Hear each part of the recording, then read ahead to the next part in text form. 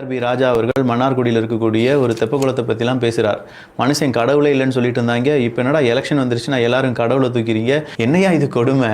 அப்போ சிறுபான்மையினர்கள் அப்படின்னு சொன்னது அது இப்போ சொல்லாத, அது சொல்லக்கூடாது. அதை நாங்கள் சொல்லும்போது சொல்லிக்கிடுவோம்.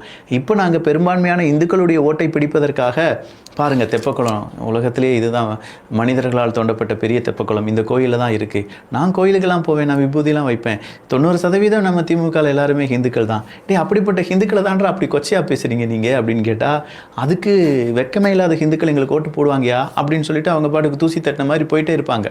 அப்போ திமுக இருக்கிற வரைக்கும் இந்துக்களை அழிக்கவே முடியாது. ஏன்னா 90% இந்துக்களுக்கு தேவையான எல்லா விஷயங்களையும் திமுக செய்கிறாங்கன்னு சொல்கிறாங்களே. அப்போ சிறுபான்மையினருக்கு அது சும்மா அப்பப்போ ஏதாவது செஞ்சு விட்டால் சரியாக போயிடும். சிறுபான்மையினரும் பாஜக உள்ளே வந்துடும் பாய், திமுகக்கே போட்டுடலாம் பாய், இல்லை பாய் ஆர்எஸ்எஸ் உள்ளே வந்துடும் பாய், திமுகக்கே போட்டுடலாம் பாய் அப்படின்னு சொல்லி ஏதாவது சொல்லி அவங்கள கரை சேர்த்துருவாங்க. இந்த நம்பிக்கையில் தான் திமுக அடுத்த கட்ட பாய்ச்சலுக்கு ரெடியாகி வருகிறது.